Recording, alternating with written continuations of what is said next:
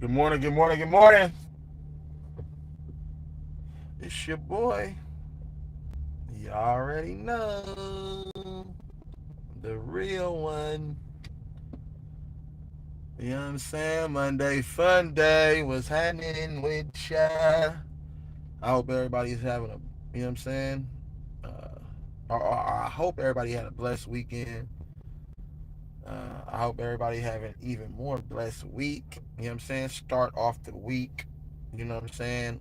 With the bang. I know it take a little bit a time to get your week going though, but you gotta stay diligent and dedicated to doing the work, man. You know what I'm saying?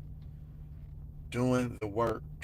You feel me? That's a 28-5, you know what I'm saying, situation. That's a 28-5 sort of mindset. You know what I'm saying? Put that work in, y'all. And let's get it. You feel me?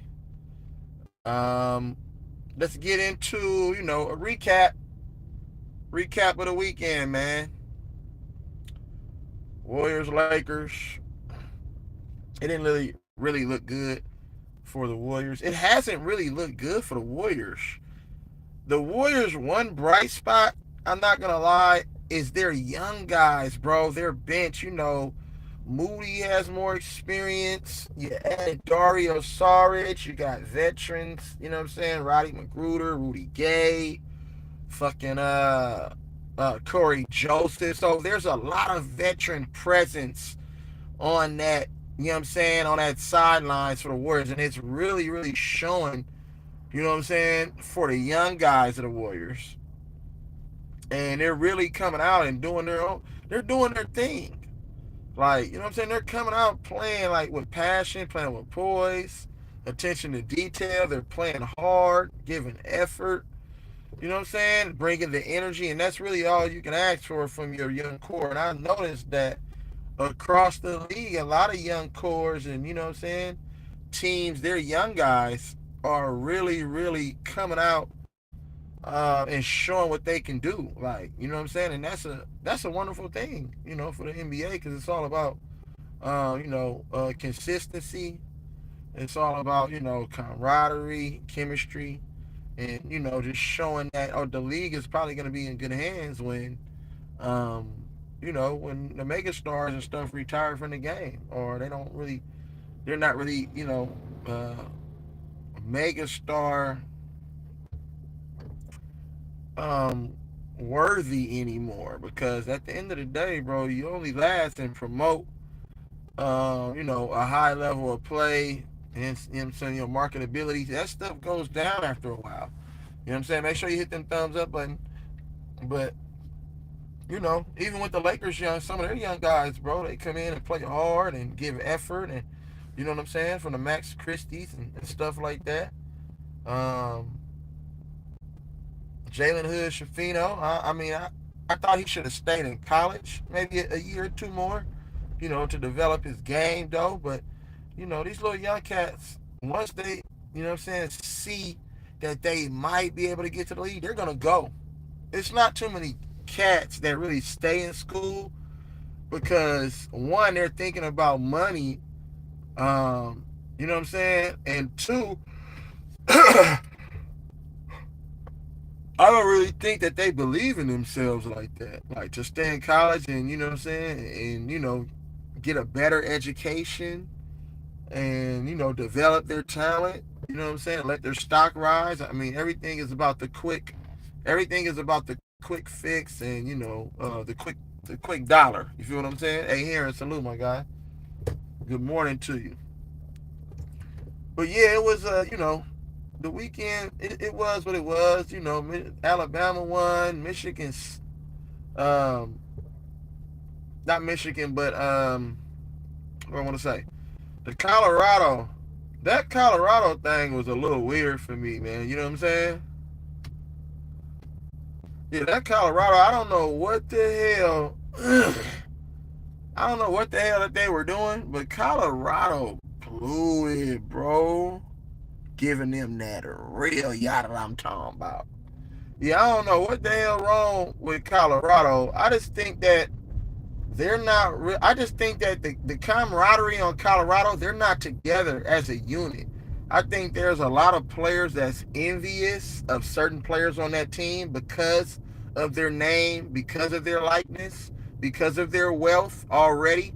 You know what I'm saying? And sometimes when you have that type of demeanor and personality, you know what I'm saying? Some people envy that, like, you know what I'm saying? And that's why I think that they don't need to be flossing and doing all that boasting and shit.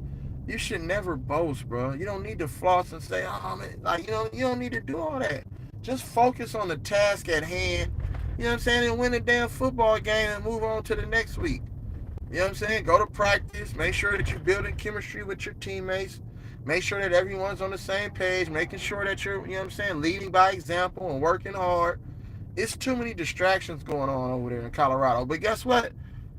To be honest, it's like a gift and a curse. Colorado ain't really had nothing going on. You had your Colorado Avalanche, but nobody really tripping off of hockey like that. They not bringing in no money like that. Then your Denver Nuggets. And Denver Nuggets, they going to fizzle out, you know what I'm saying, in a couple of years. You know what I'm saying? They ship going to sink.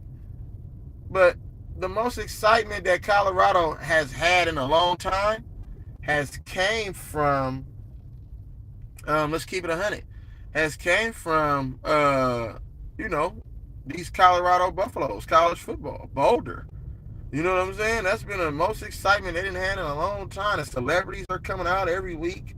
You got motherfuckers performing and shit. Them students ain't nobody came to no Colorado, man, like that to perform or to do anything in Colorado. You know what I'm saying? Colorado is known for fucking Columbines and mass shootings and shit like that in the Rocky Mountains. Like, you know what I'm saying? For the motherfuckers who love going hiking and, you know what I'm saying, sightseeing and, you know what I'm saying? And fucking, rock climbing and all that shit. Like tourists and shit. Some they'll go to Colorado because they love the mountains. That's like one of the biggest attractions for Colorado. So, you know what I'm saying? People need to understand that part. But they need to just, focus on football. They're focused on every other thing outside of football, and they make too many excuses when they lose. And it's the same excuse. You shouldn't have the same excuse after you lose. It should be something different, man. Like, you know what I'm saying? Get better. Like, if you give all out effort and you lose, you know what I'm saying, in a different area of the game, that means, okay, let me address this area. Okay, if you address that area and then we go on to the next week and you lose from a different, you know what I'm saying, a different point of the game, then you go ahead and address that. That's how you get better. That's what practice is for during the week. People need to understand that. But the excuse making, bro, I can do without. You feel me? Everybody is battling something, injuries, inconsistent play from certain players. You know what I'm saying? Look what Caleb Williams doing. They lost. They got blasted by Notre Dame, and everybody was raving. Y'all remember that? Everybody was raving on how Caleb Williams was the front runner for fucking the Heisman Trophy.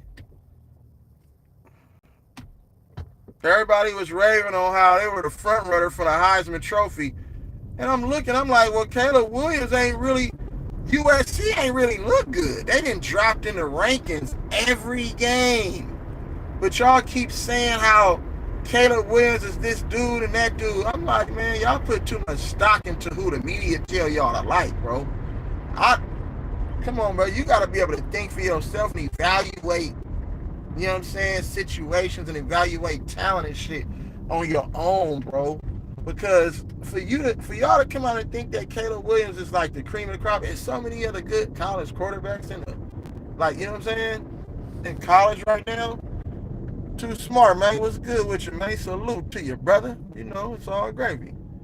So I'm just trying to figure out what's really going on, like, you know what I'm saying? Because I think Michael Penix Jr. is the best college quarterback in the nation, in my opinion. You know what I'm saying? Washington, them Huskies had a big win. You know what I'm saying? They came back. Bo Nix led that Oregon team and scored those last 2 touchdowns. And then, Michael Penix Jr. led his team, you know what I'm saying, through a big drive and a big motherfucking comeback win. You know what I'm saying? They were down. They started up, then they went down, and then they came back. So, if you ask me, bro, that was one of the best games. You know what I'm saying? You had two ranked teams. You had number 8 versus number 7, or whatever. And I mean, they really gave us a good, entertaining game. Like, it was real competitive, and that's what we got. So, but I think Michael Penix Jr., bro, I think you know what I'm saying? Michael Penix Jr. and them Huskies, they gonna have something to say when it comes to that college football playoff. You know what I'm saying? They're gonna have to complete, their season, but I think that they're poised, you know what I'm saying, to make a run and compete for one of those spots. Because Michael Penix Jr. is really underrated. They're not talking about him as much. He's a transfer from Baylor, I think. He went to Baylor, you know what I'm saying? Like RG3. Baylor put some good quarterbacks out there, though. I ain't gonna lie. They always recruiting like a good quarterback. So, and yeah, hey Aaron, Michigan Wolverines, man. You know what I'm saying? Them Wolverines. Jim Harbaugh, you already know. Jim Harbaugh, man, Bay Area, stand up. What's happening? He was in Stanford doing his thing when he was at Stanford. You know what I'm saying? And then you know what happened? He went to the NFL, did his thing over there. His brother's still having success over there. But I thought he's a better coach than his brother, to be honest with you. But, they let the other brother get all the success. But, Jim Harbaugh, we should be sitting on 2 or 3 rings with Jim Harbaugh in a Niner uniform, bro. Like, real talk. You know what I'm saying? That's just what it is. They didn't want Kaepernick to win those Super Bowls, bro. They choose all them motherfucking white zaddy motherfuckers to win them Super Bowls. So that's just what it is. But I mean, that's to sum it up in college sports. You know what I'm saying? USC has not played good all season. They've played bad. They've looked kind of like Colorado all season.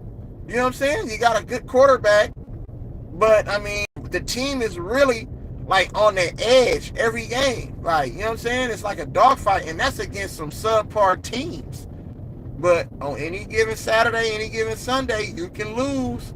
So that's why you have to really be prepared, bro. That's important. You feel what I'm saying?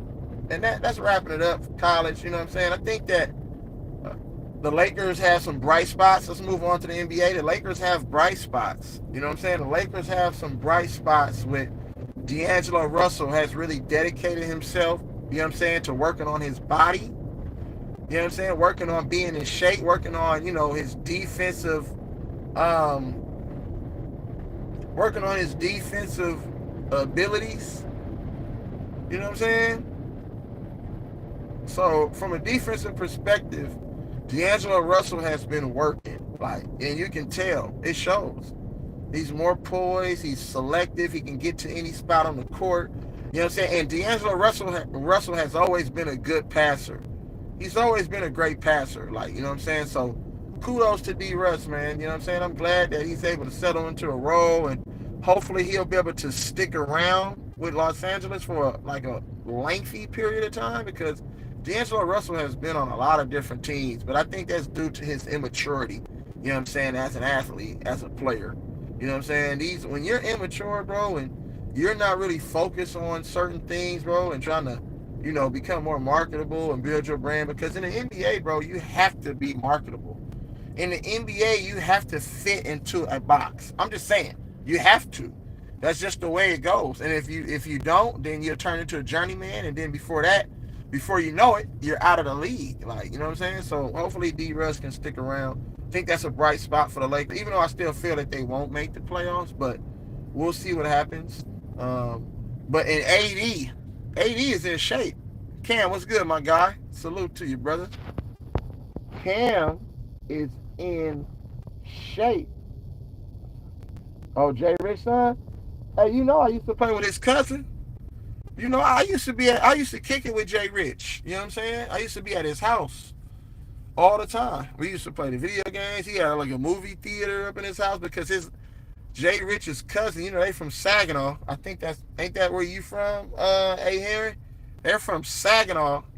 Draymond Green too. His cousin used to play for, Alameda College out here. You know what I'm saying?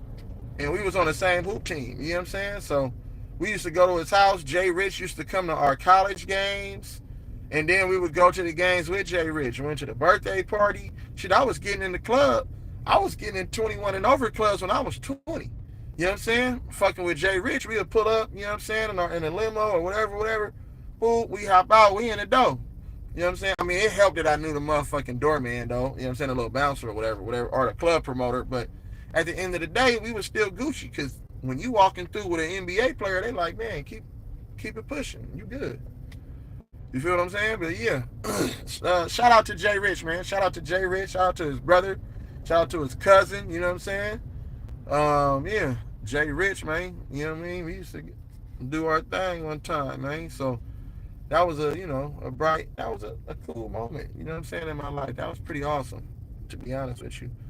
Pulling up to the games, going through the parking lot. You know what I'm saying? And then it was all gravy when we had B Diddy and those teams, and we would sit courtside like behind the basket. That was solid, bro. That was solid. Yeah, salute to Jay Rich, man. His son is committed, huh? That's good, bro. I'm eager to see. You know what I'm saying? Hopefully his son got supreme athleticism like he do. So, you know what I'm saying? And that jumper, so we'll see. We'll see. Ha! Colorado play that D. Yeah, I believe so. Man, I got cussed out by two of my partners just for criticizing Colorado. Yeah, because you know why? They riding that train, bro. Too smart. They riding that train. Hold on, bro. Too smart. Let me go ahead. Oh no, my fault. Wrong name. Uh, there you go. Too smart in the building. Make sure I hit the thumbs up, bro. Hey, yeah. Hey, you always come on, bro. People gonna ride that train because people are connected to. You know what I'm saying? Connected to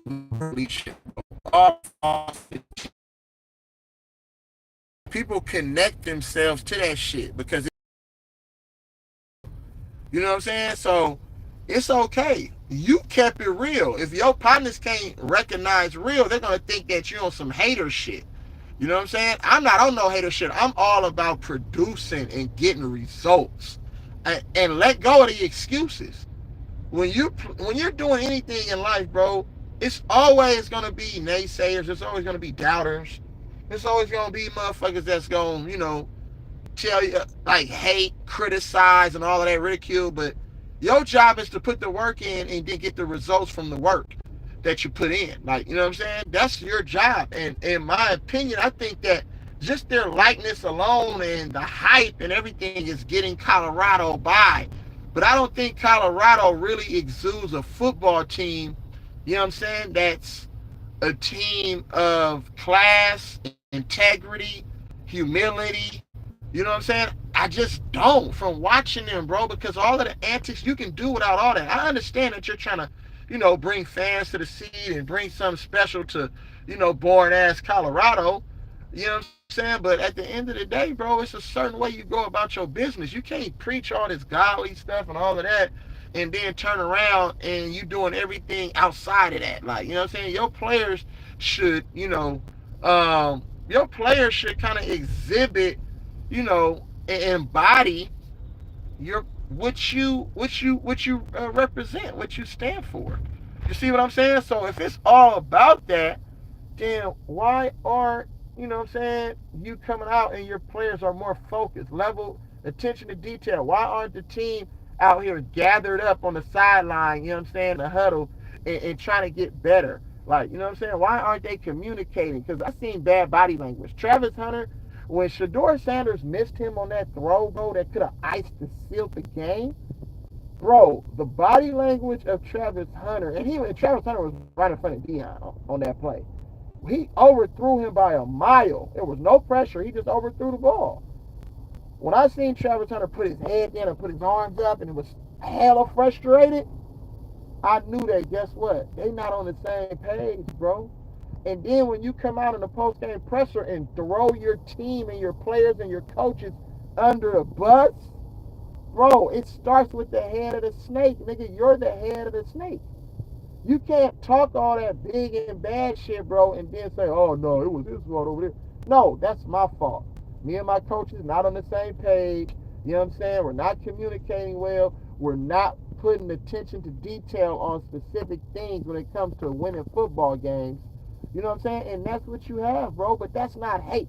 That's me giving my analyst my honest opinion of what I see from my perspective. Now, all of the money shit and all of that shit, that's a different story. All of the race shit, that's a different story. But we can't act like, you know what I'm saying, they not gonna hate the motherfucker when he leave there. They love you, you know what I'm saying, until they don't love you anymore. That's just the way this shit works, bro. They don't give a fuck about you. Think about it. If you want to play the race card, they think they care about Deion. No, they excited. You know what I'm saying? Because they campus and the whole atmosphere is just rocking like never before. But let's not act like nigga they love the guy. Like, come on, bro. They knew nothing about Deion Sanders. They just know that he's Deion Sanders. So his name and his likeness, nigga, when he came over here, straight concerts. They looking at Lil Wayne. These motherfuckers idolize Wayne, all like the white community and shit, bro. He's coming out. You got all these other celebrities coming out. They like, damn, bro, this shit is crazy. You ain't never had nothing like this in Boulder. So you have to look at it from that type of perspective, bro. You know what I'm saying? Hey, B, what's good with my guy? Hey, B, what's good with my guy, man? Salute. Yes, sir. Oh, for sure. I already know you're a Philly fan, bro, but you know what I'm saying? But that's what it is, bro. Like, and I'm gonna touch on that in a second, AB. But yeah, people need to understand, bro. It's always everything in this motherfucking country. It started off with race. They said a white dude discovered a motherfucking America. That was a lie. Indigenous people, the motherfucking Indians, they was already here. You know what I'm saying? And the motherfucker who drove the ship, they were motherfucking of Latin and African descent on that ship who were the sailors. Like let's like who the motherfuckers who were driving that ship that Christopher Columbus was on. You know what I'm saying? So you can't just say you discovered anything by yourself. So the race card has always been that. You know what I'm saying? From the beginning. So let's not act like it doesn't play a part. Now all the shit that Jason Whitlock and all the other motherfuckers be saying, they're not keeping it 100. You know what I'm saying? They're saying certain shit for clicks and views, bro, to try to stay relevant. You know what I'm saying? I don't need to do all of that. Like, you know what I'm saying? I can keep it real and keep it from my perspective. Like, you know what I'm saying? Because I don't really have no big ass platform like that. And that's okay. You feel me? I'm good we're good where we're at. Like, as long as we speak the truth to the bullshit, bro, that's all I care about. You know what I'm saying? And I'm gonna keep doing that whether I get 100 likes, or I get 20 likes, or I get one like. It don't matter. That doesn't never matter to me, bro, because that doesn't say who I am. Like a lot of motherfuckers on this YouTube, bro, depending on what their channel is looking like, that's the validation to who they are. That shit don't validate who I am, bro. My life is, I live a real life. You know what I'm saying? My life is full of ups and downs. You know what I'm saying? Just like regular normal motherfuckers. They don't push through all that bullshit, bro. You know what I'm saying? Because we're born into the adversity. You know what I'm saying? When you look like me, you already gonna struggle. Period. Ain't nobody come from no motherfucking home with no silver spoon in their mouth, bro. You know what I'm saying? My motherfucking dad nigga been to prison, bro, a couple different times. You know what I'm saying? So that's just what it is. And rest in peace to my father. I love you and I miss you. You know what I'm saying? And my mom, she ain't really all there rap mentally like that. You know what I'm talking about? So nigga, that just leaves me and my brother. We gotta figure this shit out. Like, you know what I'm saying? But we're cool. We're cool. Like, you know what I'm saying? We stay 10 toes down and we keep pushing through all the bullshit, bro. And it's been a lot of bullshit, but it's okay. I embrace all of that. And I want people to start embracing where they are. It's okay. Just know that it's gonna be okay. As long as you got strong faith, you know who your creator is and where you come from, you put the work in, bro. Leave all that other bullshit alone, and I promise you, you'll be a lot more happier, like on the inside, bro. And that's really all you can ask for. Like, you know what I'm saying? I'm happy internally. I'm fine. Like, you know what I'm saying? Do I go through my feels? Yeah, I go through my feels, but it's okay though. We gonna keep pushing through. You know what I'm saying? But to bring it back, you know what I'm saying? This Deion Sanders shit, bro. This shit is only gonna last for this season. Him and Shador's gone. You know what I'm saying? Whether Shador goes to the NFL, because he already got 2 years of college, whether he goes to the NFL or not, I promise you, You know what I'm saying? They not finna keep Deion because they're starting to realize that, oh, this is what this is about. You know what I'm saying? Deion gonna attract way more money and attention elsewhere, bruh. You know what I'm saying? Come on, man. The dude is from Fort Myers. He's all the way in Colorado. Boulder. What are we talking about? That dude is already out of his whole jurisdiction. That boy uncomfortable. Even though he played everywhere, you know what I'm saying? But we know Deion is all prime time, baby. That ain't never gonna change. Deion Sanders is prime time. That name alone, he has to be prime time. That's what made him, you know what I'm saying? That's, you know what I'm saying, what got him, you know, the fortune and the fame is prime time and his ability to go on that football field and get it done. You know what I'm saying? So I don't expect nothing less, nothing more. It is what it is. So motherfuckers need to start really just like settling in that. They just need to get better as a football team. Put the work in, attention to detail, film room, you know what I'm saying?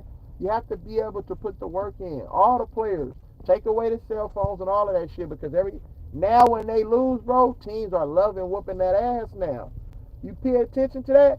You got motherfucking teams and square motherfuckers, they flexing on them. After every touchdown, after every game they win against Colorado, they flexing on them. And Colorado don't have nothing to say. But when Colorado wins, you know what I'm saying? They got everything to say. They flexing. But they don't lose with grace. They're not humble. You know what I'm saying? They're not humble. They don't lose with grace. You know what I'm saying? Anyway, moving on. Fast forward to the NFL. There's no more undefeated teams. Four there are four teams or three teams, excuse me, that's 5-1. Detroit, Philadelphia, San Francisco. Let me start off with San Francisco 49ers. My squad. Trash. Fucking trash. Cal Shanahan, dumb as fuck. It's 3 minutes and 29 seconds left. You have all three of your timeouts. The Cleveland Browns only have 2 timeouts. So really, the clock is your friend. So guess what you do? Guess what you come out and do on the next drive after they go down and get a field goal? You fucking throw 4 straight passes. And you only drain 20 seconds off of the fucking game clock, in which you stop the clock on each incompletion. And one of those completions, you threw it to a motherfucker, I think Brandon Ayuk, and he runs smooth out of bounds to stop the clock. That was a sell job. That was the worst mismanaging of a 2-minute motherfucking, you know what I'm saying, clutch situation that I've seen. What are you doing? Nigga, you gotta be smarter than that. And mind you, the referees did not help us with those 2 penalty calls. I'm not blaming it on that because we should have been in that position from the get-go. You know what I'm saying? I'm just saying, them niggas right there, that shit was terrible. You feel me? Period. Point blank. And I've told everybody that Cal Shanahan is not a good coach. Just like Steve Kerr. Them niggas are just the face right now. They're just the face. They're not good coaches, bro. They don't know what the fuck they be doing. I be like, what do y'all be doing, bro? They be doing some of the dumbest shit. Why would you throw the ball 4 straight times when we got a running game? Jordan Mason just had busted a long-ass run for a touchdown. You know what I'm saying? On the previous possession, they gave us the fucking lead. And then all of a sudden, you pull that bullshit on the ensuing possession, on the very next possession that the 49ers get. They gonna throw the ball, and we know that Brock Purdy been having a terrible game up until that point. He made some good throws here and there, but for the most part, when that shit got tough and the pressure was kicking for Brock Purdy, that system quarterback shit, that shit didn't work. You have to be able to make the throw. You have to be able to stay poised. And his mechanics under duress is really, really bad. He's fading out, throwing, you know what I'm saying, the opposite side. He's throwing, you know what I'm saying, off of his motherfucking front, off of his back foot. You know what I'm saying? His toe should be pointed in the direction of where that pass is going. You know what I'm saying? Because it's going to give you more accuracy. You know what I'm saying? It's going to give you more balance so you can follow through with the throw. A lot of his throws was off target because he was off balance, he was rushing, he was under pressure, and he succumbed to the pressure. That's just what it is. Good morning, son. What you doing? What time is it? 7:20? You just woke up. You know what I'm saying? Wash your face and brush your teeth. Get yourself prepared for school. And have a good day. You know what I'm saying? Be the best you can be. You and Elijah. But yeah, that's just what it was. That was a terrible managing game. I didn't understand that. And I still feel that the referees kind of, you know what I'm saying, help them, but everybody plays a part in the sound job. Referees, the team, the coaches. So I just didn't like what they did overall. And you know what? Credit. Oh, you start at 10 today. That's right. That's right. All right. All right. But I have to credit the Cleveland Browns. The dog pound, bro. The Cleveland Browns have not had anything to look forward to in a long time. You know what I'm saying? Since the Bonar, what is it? What's his name? Wasn't it Bernie Bonar? Bosar? Something like that. You know what I'm saying? A Boomer Esiasons and shit like that. They haven't really had nothing to look forward to in a long, long, long time. You know what I'm saying? So salute to them. The Cleveland Browns have one of the best defenses in the entire NFL. If people think that the Cleveland Browns are just a easy game on the schedule just because Deshaun Watson wasn't playing, they still had another veteran quarterback in P.J. Walker who has been around the league and been seen some things and done some things started on Carolina. You know what I'm saying? Not saying that he's a bad quarterback, but he's, you know what I'm saying, been in some games to where he managed a game. He was a 4-year starter at Temple. People need to understand that he's the all-time leading passer at Temple. You know what I'm saying? See, if y'all gonna know players, y'all gotta know what's going on. So it wasn't like he was just coming in and it was like, oh, this is an easy game on the schedule. No, this was a trap game. I knew this was gonna happen. But the 49ers didn't help themselves. You had all that and them antics before the game trying to fight motherfuckers. Debo, one of the ringleaders, you know what I'm saying? Trent Williams got dominated whole game. You know what I'm saying? Them boys, Myles Garrett, and it was out there fucking wrecking havoc. They was in our backfield on every play, running or passing. It didn't even matter. They dominated that game. The Cleveland Browns literally dominated the whole game. And that's just what it was. Just because we scored an early touchdown, had an early lead, that doesn't mean anything. That just means that they made one good drive, you feel me, and they scored a touchdown. CMC went out with a fucking injury, with a fucking oblique injury. We need to pay attention to that.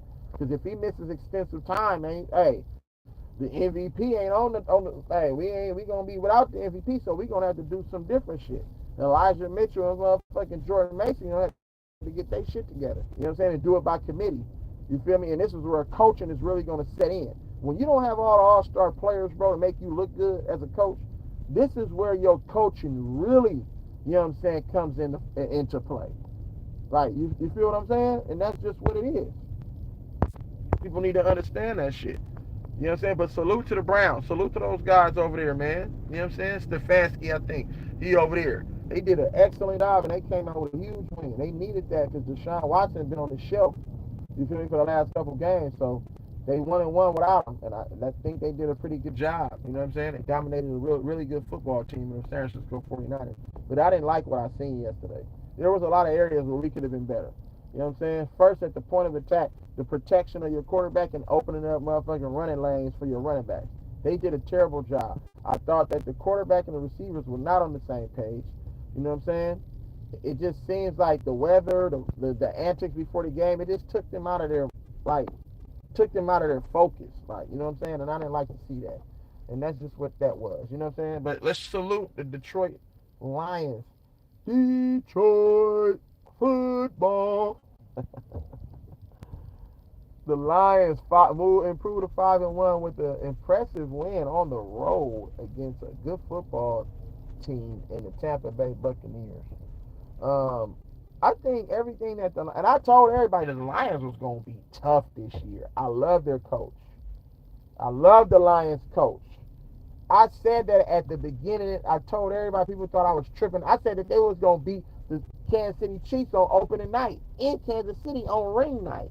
I said the Lions going to win this game. I didn't bet on it, but I knew that they were going to win this game. You know what I'm saying? People need to understand what's really going on, y'all. I said that from the gates. I said that from the gates. Because I know what I be talking about. I paid attention. The Lions just missed out last year. The Lions is a good football team, bro. You know what I'm saying? You get a fucking good quarterback out of my city, Berkeley, California. You got motherfucking Jared Goff. Come on, bro.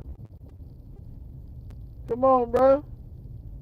You got Jared Goff. Jared Goff, y'all know, took the Rams to the Super Bowl and came up just short against that motherfucking Tom Brady. They came up just short. The Rams went to the Super Bowl with Jared Goff. You know what I'm saying? He might not be the most mobile quarterback, but he's an accurate quarterback for the most part. Dan Campbell, there you go. Love Dan Campbell. You know what I'm saying? He was a solid player when he played too. You feel me?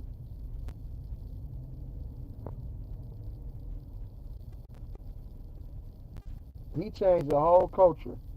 He changed the whole culture. And I'm glad that, you know what I'm saying, I get to see Detroit back in the glory days, because now that, guess what that means? That means that Barry Sanders gonna be out a lot of games. That you know Barry Sanders got that statue, excuse me. You know Barry Sanders got his statue outside the motherfucking Ford Field. You know what I'm saying? Let's stop playing, bro. He got his statue. So you got him. You're gonna get Calvin Johnson gonna come back out the woodworks. You know what I'm saying? You're gonna get a lot. They're gonna start showing up to them games. Them fans, they have something to be excited about. Now, mind you, this just is the first half of the season. Like, you know what I'm saying? We know what happened last season. Detroit, they didn't post a good first half record, but then they posted a better second half record. They were one of the better teams second half of the season. Um, throughout the entire NFL. But it just wasn't enough to get in, like, you know what I'm saying? So this year they started off good, but see, the thing, can you keep it up? Consistency, bro. Consistency is the key. Can you keep it up? Because the schedule's only going to get a little tougher. The games are going to only get a little bit harder. Like, you know what I'm saying? These first, like, half of the season and a couple weeks of the season, you're trying to battle through injuries and suspensions and different things like that, and you're just trying to find your way. What type of football team do you want to be? Do you feel like you got a shot to make some noise and really win a Super Bowl? Like, are you developing and building a winning culture? Like, what's the goal? See, right now, when you're 5-1, you're you're about, you know what I'm saying, a quarter into the season. You know what I'm saying? A little bit past a quarter into the season, just under halfway through the season. So your job is now, okay, excuse me, this is where we are. Now let's get better. Okay. Yeah, that's good to see.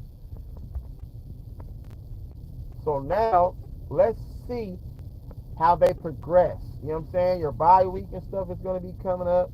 So now it's time to really get rest, get healed for the players that's battling any kind of knick-knack injuries or some significant injuries. It's time to start, you know what I'm saying, putting a little bit more stock and more value in that and pay attention to that. Get healthy. Because this is where you want to really make your push to kind of like position yourself to get one of those top 3 spots. If you win your division, you're good. You know what I'm saying? You're going to get you a bye. You know what I'm saying? So the goal should be, let's just win our division. You feel me? And keep playing consistent and solid football. You feel me? And just push through any kind of injuries, next man up mentality. But the Lions are really, really well. They're doing really, really well. And I knew that they would. So that's just what it is. And, you know, salute to those guys, Dan Campbell and that organization, man. They're doing their thing. Let's move on to the Philadelphia motherfucking Eagles. Now, they lost yesterday, and the Jets dominated that game. Jalen Hurts struggled. Jalen Hurts struggled. Okay. Hey, Aaron, that's good to know. I'm glad that they're getting all the support that they need. Jalen Hurts struggled. They put all this stock in all these players, though, but the Jets, defense, bro, is one of the top five defenses in the NFL. And they've weathered the storm since Aaron Rodgers. And guess what? It was a lovely sight to see. Aaron Rodgers, Aaron Rodgers, understand this. That dude is already walking and throwing a football. Nigga, 6 weeks removed, 5 weeks removed, nigga, from a motherfucking torn Achilles. I smell, this is what I smell, y'all. I'm going to keep it 100 with y'all. You know, Aaron Rodgers is one of the golden childs in the NFL. You know that, right? Because Aaron Rodgers should have way more than one Super Bowl, but you know what I'm saying? They didn't allow that to happen. So let's look at it like this. Aaron Rodgers, right? This is one of those motherfucking deer antler spray situations. This is one of those Ray Lewis situations. They're going to allow Aaron Rodgers to miraculously heal because they're calling the dude a freakazoid. The dude 100 years old, how is he a freakazoid? Like, what y'all been pumping in this dude to say he's a fucking freakazoid? Come on, bro. Oh, them natural remedies. Oh, my God. He say he been using the natural remedies. He been using everything but some fucking natural remedies. I don't want to hear that motherfucking ass shit. You know what he on. He on that Ray Lewis shit, boy. They trying to pump that boy, get him into the bowl. They trying to pump him because you know what? They want it to be the Jets versus, they want it to be Aaron Rodgers versus, they want it to be Aaron Rodgers versus Patrick Mahomes. Because you know they got the little State Farm shit. They little State Farm commercials. That's all they trying to do is promote that. That's all they trying to do. They want Aaron Rodgers to hurry and get healthy so it can be the Jets. But let me highlight something else that nobody's been paying attention to. You're only as great as your assistant coaches. The 49ers, Robert Saleh, D'Amico Ryans, Mike McDaniel. The Jets, the Texans, and the Miami Dolphins, they all play hard. And they all have a good record. 500 and above. You would think D'Amico Ryans and the Houston Texans, look what he's doing with that team. He's a player's coach. Those players get up, you know, and love to play for him. You feel what I'm saying? So people need to start understanding you're only as good as your assistants, bro. Yeah, he on them LeBron PEDs. You know what it is? Oh my goodness. Damn, bro, this shit that flipped over, y'all. Hope they alright, man. Traffic. So I had to get away from this traffic right here, though. But hopefully they're alright, man. But I was holding up a motherfucking hella traffic, bro. Damn it, man. Yeah, but that's just what it is, y'all. So we're gonna have to see what's going on with them Jets, though. But I love what the Houston Texans are doing. I love what the New York Jets are doing. You feel me? And we gonna make it happen. We gonna make it happen, Captain. You feel me? That's just what it is. Hit them likes, get them likes up, get them likes up. You know what I'm saying? Subscribe to the channel if you up in this motherfucker for the first time. But you know what I'm saying? That's a little recap of the NFL. You know what I'm saying? The Giants, they got cheated last night. Josh Allen, y'all put too much stock in Josh Allen. He is very turnover prone, bro. That dude, Josh Allen, be sometimes making some throws in a critical moment. I'm like, what are you doing? You feel me? So you got to pay attention to those Buffalo Bills, bro. He's just going to be a good quarterback, just to accumulate stats. But as far as like getting your team over the hump and getting them, you know what I'm saying, to the finish line, I don't know if he's capable. You know what I'm saying? Because he's very turnover stricken in those high pressure moments, bro. And that's not going to get it done. So, but we'll see. One arm punt again, you feel me? Woo!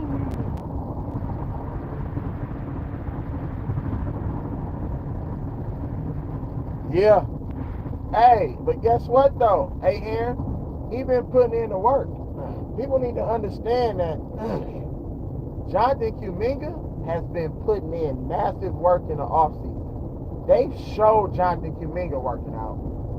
You know what I'm saying? When he dropped that motherfucking 60 or 70 points in the little pro-am league, Jonathan Kuminga been putting in work, and all of the coaches and everybody been raving at how much work he been putting in. Yes, I do believe that, you know what I'm saying, Josh Allen is overrated, but still, I think he's a good quarterback. Came out of Wyoming, nice size, good arm strength. He just, I don't know, he tries to do a little bit too much at times and force passes in to where they shouldn't be forced into. But yeah, he's gonna have to, you know what I'm saying, get better on that part. But moving on to the Warriors, bro. The Warriors have not looked good in the preseason, and I'm particularly their starting unit has not looked good. Steph Curry has looked, you know what I'm saying, pretty good. But as far as the rest of the squad, and I know we're missing Draymond Green, but that's no excuse. These guys are veterans. They've been around greatness all this time. It's no excuse for that. You know what I'm saying? The Warriors have looked terrible. We're still turning the ball over at an alarming rate, too much for my liking. And we're still fouling way too much. And to be honest with you, I don't know. They're done, bro. The Warriors are done, in my opinion, bro. I just don't think they're building nothing but bad habits. You're a championship level team. Why come out in the preseason and play like shit? I don't understand that. Why come out in the preseason and say, you know what, we're gonna do the same thing that we've done the last 8 years. We're gonna turn the ball over. It just so happened that they had, you know what I'm saying, they were good enough in certain situations to where they could kind of like, you know, get over the turnover thing. But last year, the turnovers really, really hurt us, along with the fouls. That really, really hurt us. We was the most fouled. We led the league in fouls. Like, you know what I'm saying? Shooting fouls. We led the league in turnovers, dead ball and live. So we need to get better on that side of the fucking ball. Real talk on both of those sides. Defensively, you know what I'm saying? And that's having a fucking attention to detail. Know your personnel, scouting reports, defensive intensity, positioning, effort, rebounding, boxing out. So we need to get better there, bro. We need to get better there. And we need to value our possessions and take care of the ball. We have way too many turnovers. Just passes, just silly, dumbass passes. And the one thing that teams are doing, the teams have figured out the Warriors' offense. Now, Steve Kerr, when he first came years and years and years ago, he said that our offense is a mixture of the triangle offense and the spacing and ball movement offense that San Antonio, you know what I'm saying, had implemented and ran for years during their whole championship era. But now, guess what? Every team runs the same sets now. Every team spreads you out, has shooters, has ball handlers, shot creators. You know what I'm saying?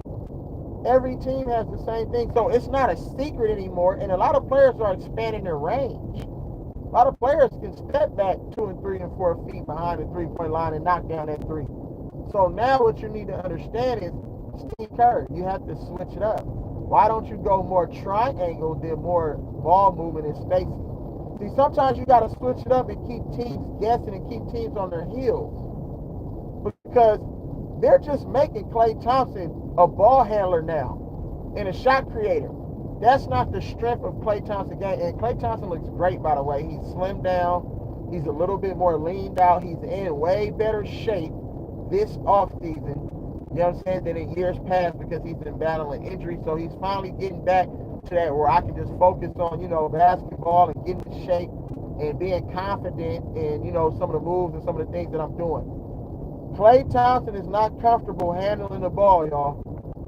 They're running his ass off of that three-point line. Klay Thompson's not getting those wide open looks anymore. And the one thing that I noticed, they're gonna make the Warriors, they're gonna make them create shots for themselves. They're not just gonna give them wide open opportunities. I paid attention how the Lakers and how Sacramento defended the Warriors in these first couple games, and I can tell you right now, telling you, Warriors are going to struggle, bro. Because guess what? Chris Paul isn't as great a shot creator as Jordan Poole. One, because he's older. Two, because he's a little bit smaller. You know what I'm saying? Three, because his body has been through the grind of these last little 18, 19 seasons. You feel me? And that's tough. He's battled a lot of injury throughout his career. Jordan Poole is fresher. He's younger. He's more mobile. You know what I'm saying? And then another thing I noticed that Chris Paul is turnover prone too. I didn't like what I'm seeing from Chris Paul. Is he not on the same page? You didn't play against the Warriors a million times. You should know exactly what they want to do, where they want like the ball. You feel me? So all of a sudden now you turn the ball over too at an alarming rate. That's concerning for me because preseason training camp practice is where you build your habits. You know what I'm saying? So are we building good habits or are we still settling into our bad habits? You know what I'm saying? Are we settling into our bad habits or are we building good habits? That's one thing to pay attention to. People say, oh man, you jumping off the ship already. No, I'm just real. I'm sorry that, you know what I'm saying, you think everything's supposed to be, you know what I'm saying, everything that glitters is gold, but that's not reality. You have to live in reality. You know what I'm saying? The Warriors have displayed terrible basketball from their starting unit. And I give a lot of credit to that second group. Brandon Pavshinski looking like a boy.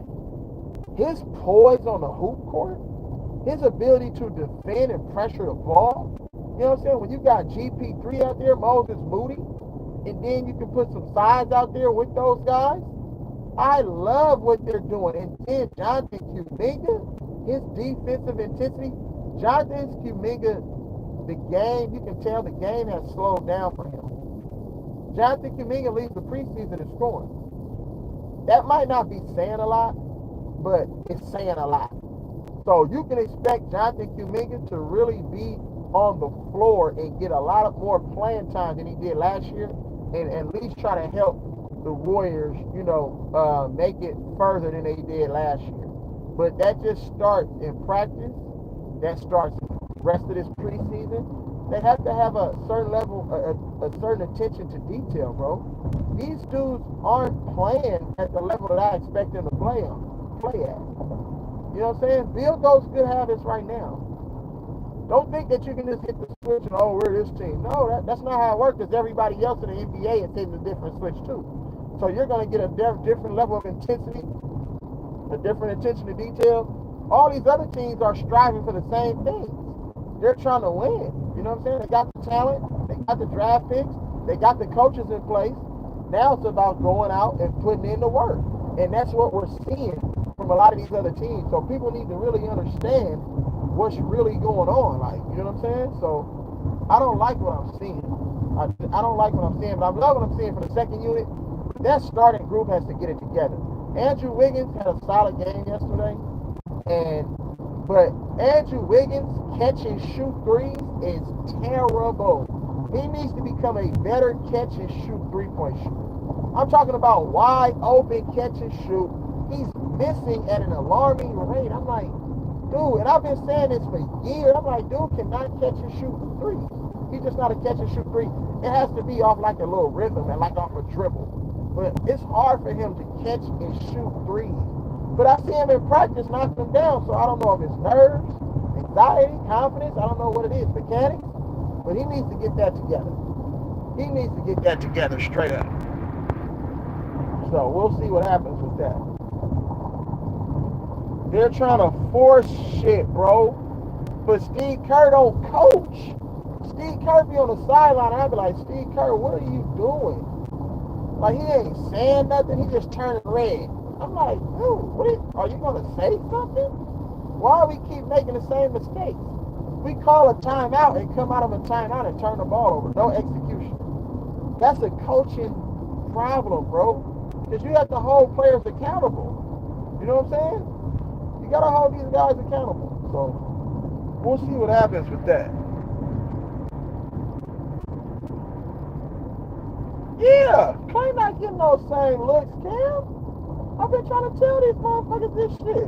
They're forcing Clay to be a fucking shot creator. And we know Clay's not creating shots for nobody. You know what I'm saying? The only time Clay is going to really create shots for motherfuckers is by his body movement. You know what I'm saying? Getting wide open. So now when he catches the ball, they got a hard closeout. He can either pump fake or he can just swing that motherfucker to the next guy wide open. That's the only thing. But when they force Clay to put that ball on the ground, he don't have no action. That's why I say you have to run a more triangle style offense and put Klay Thompson in the post to where he don't have to do all that running around. He's older. He has a lot more injuries to his lower extremity. So what you want to do, you want to put him in the post.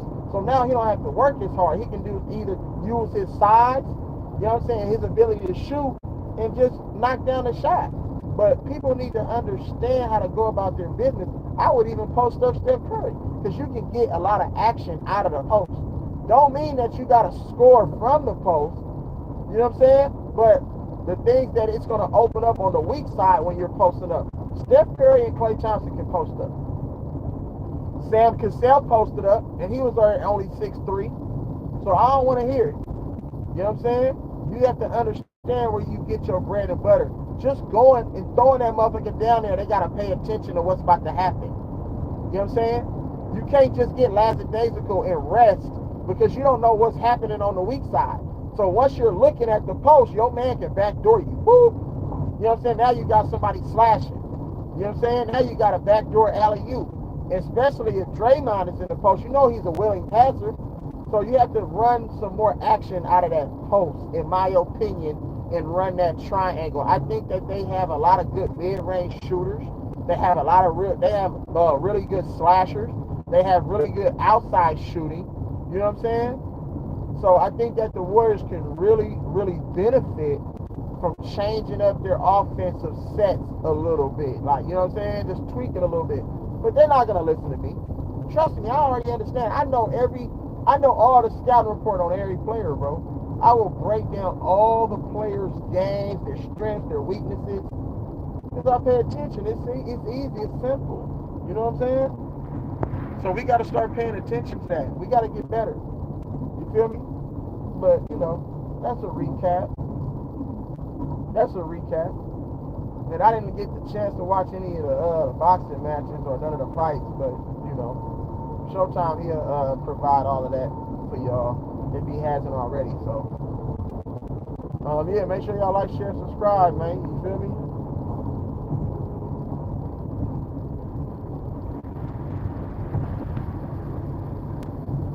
Yeah. Yeah, I feel you on that. They haven't been in contract talks with Klay. These contract talks be distractions, bro. I think that they're going to revisit that maybe after the All-Star break, but they don't want that to be kind of a distraction. You know what I'm saying? Because money, you see what money does, it fucks everything up. You know what I'm saying? Kevon Looney got the bag. Fucking Andrew Wiggins got the bag. Jordan Poole got the bag. We don't have Jordan Poole anymore.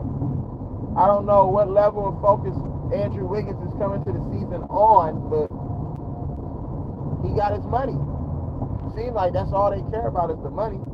So Draymond Green just got his bag, so he's happy. But what does that really mean? That just means that you got paid. Is basketball still the focus? See, and that's the thing that I don't really see for the Warriors. They're not investing in winning chips like that. Dating back to last season, I don't know if they really, really are. You know what I'm saying? In the previous season, they faced a lot of teams that had key guys injured. You feel me? So I can't really gauge even that previous season. Even though they did beat Boston, you know you know what I'm saying, which was a really good team, right? But you follow that up with a damn near missing a damn play-in, barely got into the playoffs. You know what I'm saying? It was only one game better than the Lakers. That's only because they had a tiebreaker. But outside of that, and they had a better record. But outside of that, are they really motivated and focused? You get where you had the whole situation with, Draymond Green and Jordan Poole. That was weird in itself. You know what I'm saying? Because what led to that? Y'all just coming off a championship. Jordan Poole was Draymond Green's rookie. Why are you fighting your rookie? That's a lack of leadership, a lack of maturity. It just doesn't make any sense. You know what I'm saying? So we get rid of Jordan Poole. We bring in a savvy point guard veteran, arguably one of the best point guards in the history of the NBA, arguably. But he's 100 years old. Like, what is he going to really be able to do? Chris Paul has battled injury over the course of his last 10 several seasons, where he's not been available in those key moments. Now he's older, more injury prone, and he's more concerned about his endorsements. So where does basketball and winning come into play? And that's why I say I'm concerned, because there's so many other things that's outside of basketball and outside of winning that these players are more concerned about. Like, they're putting more focus on building their brand and all of that. No, you should be focused on winning, you know what I'm saying, on the highest level, you feel me? And playing the best brand of basketball that you can. That should be the main focus, you guys. Think about it. Think about it. But I don't see that. I don't see it. And I don't know what the hell they're doing, but they need to get focused again. So that post-contract talks with Clay, bro, they might want him to retire a Warrior, but then again, they might let Clay walk. We don't know. You know what I'm saying? I know he's from the LA area. You know, a lot of these players are from a certain area. They like to go back home and play in front of their home crowd. Russell Westbrook did it. Kawhi Leonard did it. Paul George did it. You know what I'm saying? So a lot of these players like to go home. Anthony Davis said he wouldn't mind going to Chicago. You feel me? So look, if the Lakers aren't having a good season, bro, and there's issues as far as chemistry, there's issues as far as, do we sit LeBron because they feel like he's hurting the team or whatever defensively? If there's issues and they do not get off to a good start, and they get around that All-Star break, bro, they get around that All-Star break, and Anthony Davis probably, suffered another injury. He's unhappy because they're not winning. Look for Anthony Davis and look for the Lakers and Chicago Bulls to do business. Look for the Lakers and the Chicago Bulls to do business. I'm just letting y'all know, whether that's involving Nikola Vucevic, you know what I'm saying? Whether it's involving Nikola Vucevic, Zach LaVine, and or, you know what I'm saying, Kobe White and DeMar DeRozan for AD. But look, AD said he wouldn't mind going back home to play in front of his home crowd in Chicago. That's what AD said. So you have to look at these players when it comes to contracts and all this. A lot of these players want to go and play in front of their home crowd. That's big for them. So pay attention to that. Pay attention to that. I would pay attention to that, bro. You know what I'm saying? Pay attention to that. AD could be, moved for, they just signed that big contract. So I could see the Bulls investing in bringing AD in and getting rid of Nikola Vucevic. Vucevic he's been an all-star the last couple of years, or a couple of years out of the last like 5 years, but you got to look at, he lacks a lot of defensive presence for his size. If they can bring in an AD, he's going to get some rebounds. You know what I'm saying? So you have to look at that, bro, and say, I'll go back and play for Chicago, and it'll make sense for both teams. You know what I'm saying? Lakers has always had like one of those international players. The Lakers have always had one of those international like centers. You know what I'm saying? You had Pau Gasol. You feel what I'm saying? Marc Gasol. Vlade Divac. So you can see them getting like a Nikola Vucevic. You feel me? And pairing him with like a LeBron. I can see that happening. I can see that happening. So we'll see what happens. And we know Darvin Ham would get DeMar DeRozan and Zach LaVine to give more effort on the defensive end because that's something that Darvin Ham requires of his team is to everybody be locked in defensively and attention to detail. So we'll see what happens. Like, you know what I'm saying? We'll see what happens. But Klay Thompson is just gonna have to focus on trying to win championships. That should be his main focus. On trying to get back to that elite level that he played at when he was winning championships. Not necessarily in the finals because we know that Klay hasn't had great final series. You know what I'm saying? But game six Klay, if we can get game six Klay every night, then we'll give ourselves a chance to win. Like, you know what I'm saying? But it's gonna be hard because like I said, they're making Klay more of a creator off the dribble, and that's not one of his strong points. So we're gonna have to figure that part out, you guys. So we'll see what happens though.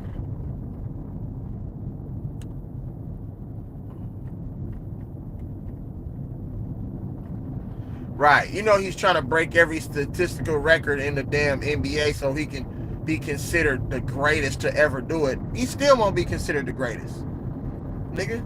Because it's the way he went about his business, nigga. He was chosen. That's why they call him the chosen one. And everything about that nigga has been protected up until this point. All the allegations being swept up under the rug, all his involvement and affiliation with any kind of wrongdoing and compromising of the game has been swept up under the rug. You know what I'm saying? But it's gonna come out eventually. It's starting to come out piece by piece. You know what I'm saying? They starting to reveal certain shit. Like motherfuckers who's close to the situation. Like, they know. Like, they're there. Like, you know what I'm saying? They it's all about the relationships. You feel what I'm saying? These people be knowing what's really going on. They exposing that shit. But we think it's just, clickbait and all this other shit and oh, it ain't nothing going on. Oh, it's something going on. It's gonna come out in a documentary. Don't worry about it. D-Book wants to come home and play for the Pistons. Oh, does he? Oh, it's Devin. I didn't know. Is Devin Booker? Is he from Detroit? I didn't know that. Detroit basketball. And Detroit is doing it. You know what I'm saying? Detroit got a nice team, but I see in the preseason they're struggling to try to find, you know what I'm saying, balance and chemistry and build they're still building the camaraderie. You know what I'm saying? Cade Cunningham isn't playing all like that. And they got Cade Cunningham and Jaden Ivey. They're gonna have to try to make a decision. In the coming years, they're gonna have to make a decision on Jaden Ivey, Cade Cunningham, which one you want. Because Cade Cunningham is really the point guard, but Jaden Ivey is not a two guard because he doesn't shoot the ball well.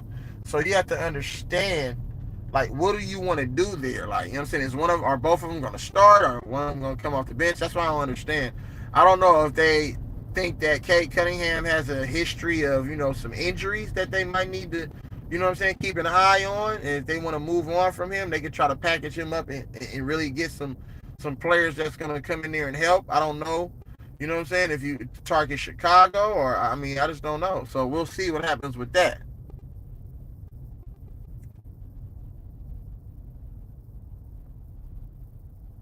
Oh yeah. Yeah. The frozen one. He from Grand Rapids. Okay. I got you. I got you. Nice. That's good to know. Okay. We'll see. Well, we're gonna see what happens with that then, man. You know what I'm saying? We're gonna see what happens with that. You feel me? But that's what I think. That's what I think. Shit. Let me touch on this Jada Pickett Smith shit real quick, bro. Jada Pickett Smith is a disgrace. The way she's handled her whole marriage to Will Smith has been terrible. I think she's not loyal. I think she's only sticking around because of Will Smith and the empire that he's built in his name. Jada Pickett Smith isn't really that big. For you to keep coming out and keep talking about Tupac, a guy who's not here to really speak on his name, somebody that's dead, your daughter wasn't even born or doesn't even know anything or wasn't there to witness any sort of relationship between her mother and Tupac, but she's yet writing letters to the guy. That's a little bit creepy. That's weird. They turned all of their children into some sort of weird little where all of them are like weird. The oldest one is the only one that's really have a sane head on his shoulders. You know what I'm saying? So it's some weird satanic and shit going on with that family, bro. And Will Smith, I don't think that he has a backbone. Like, you know what I'm saying? He's allowing all of this relationship shit to be public. Um, and I don't agree with that. Like, I don't agree that you should come out and talk about your relationship status or your marital status every time you make a public appearance on a podcast, on this, on that. Even if someone asks you a question about all that, that doesn't mean that you have to take the bait. Don't take the bait. You know what I'm saying? You can say, no, I'd rather not talk about that. The next question, woo, woo. You know what I'm saying? Because a lot of these interviews, they have a list of questions that they cannot be asked. They have to sign NDAs. They have to, you know what I'm saying, get, approval and all these different things, right? So let's really pay attention to these things. Like, you know what I'm saying? Jada Pinkett Smith is fucking everything up. She's trying to stay relevant because she has nothing going on. You know what I'm saying? And that's just what it is, bro. And you don't want to be married to somebody like that. You know what I'm saying? That shit right there, nice. Hey, Aaron. That shit right there is toxic, bro. Like, you know what I'm saying? So if you're going to choose a queen, if you're going to choose someone, partner, just choose somebody that's loyal. Choose somebody that's into building. Choose somebody that's into building you up. Choose somebody of strong faith. Someone who believes in God and the gospel. You know what I'm saying? Somebody who's saved. If you're going to do that, bro, you have to choose somebody that's there to help make you better. A better version of yourself. You know what I'm saying? Don't just choose people based off of their beauty, their looks. Like, you know what I'm saying? That shit right there is super toxic. And Will Smith, I just think that Will Smith needs to focus more on, continuing to, do movies and do the things that bring him peace.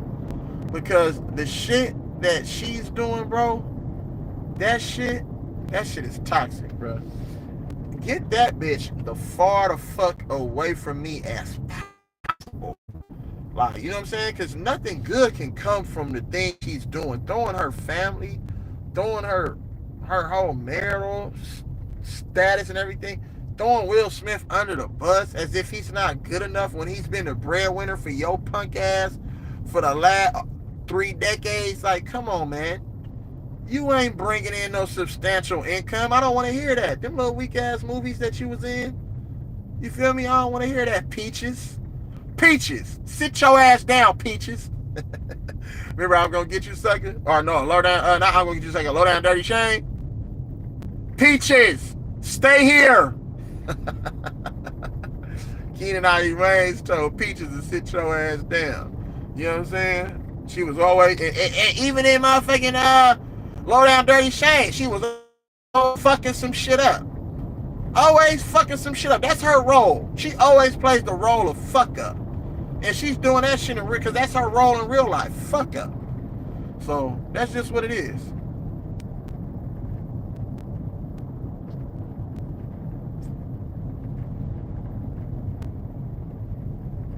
Yeah. Yeah, of course. That's her fault.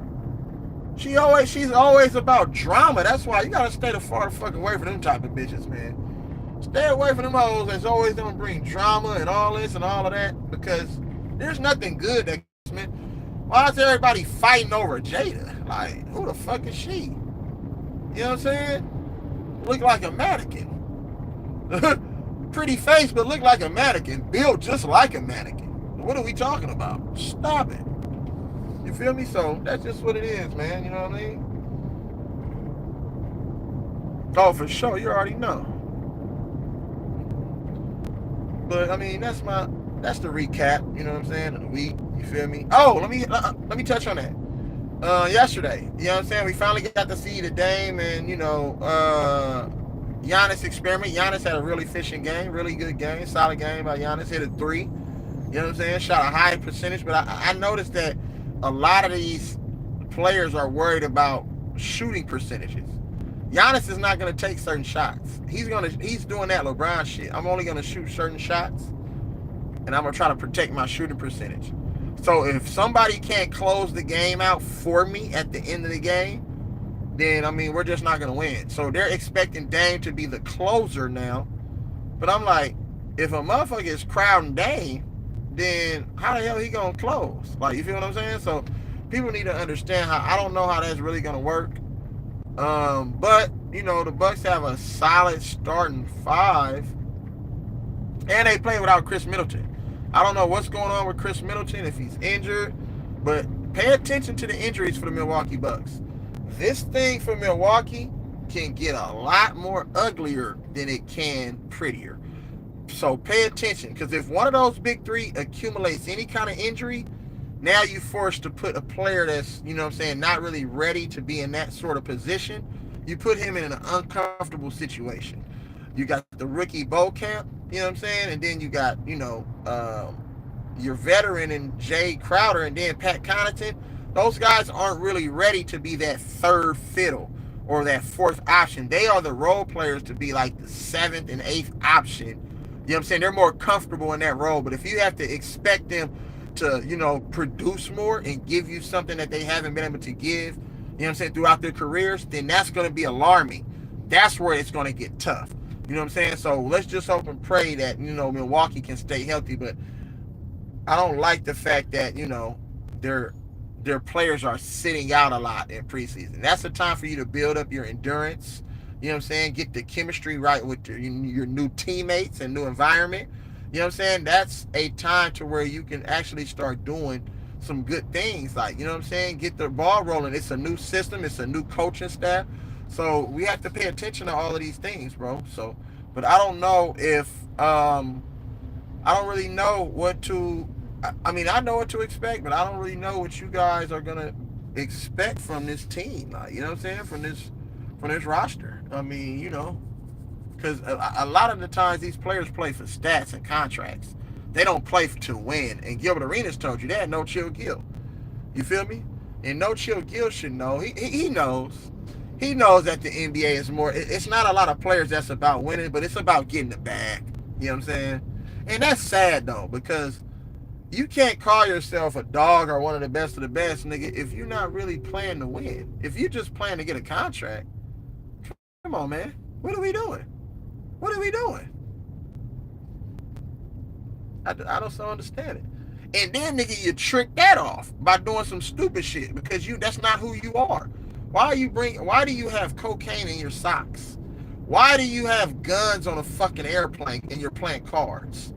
Nigga, that's Javar. If that was Javar Scranton's, you know what I'm saying, lifestyle and where he come from and how he roll, why do you think you gotta match that energy to make yourself look harder than what you are? That's just stupidity, nigga. You a black man.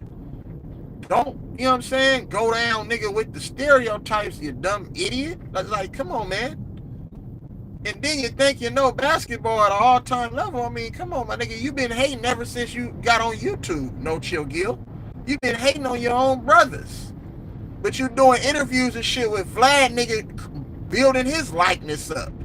You confused, bro. You stupid as fuck. I mean, that's all I can tell you, my nigga. You talk all that shit about Isaiah Stewart, nigga. As soon as Isaiah Stewart, nigga, pulled up on your motherfucking square ass, nigga, what happened? Okay, then. Well, shut the fuck up. Y'all niggas gotta stop doing all that damn talking, bro, and just try to build your people up. That's your obligation that you have, nigga, as being another black man, bro. You know what I'm saying? With access to certain resources and shit. Build your people up, bro, and stop trying to tear them down, nigga. You know what I'm saying? You don't make no sense. And I'm attacking LeBron because he a capitalist. I don't fuck with niggas like that, nigga. He ain't doing nothing good, nigga. Bitch ass nigga was chosen, nigga. He wasn't my king. He was everybody else's king. Y'all niggas need to understand how to think for yourself and like people based off of, you know what I'm saying, what you see. You know what I'm saying? Not off of what somebody on television come and tell your dumb ass. Think for your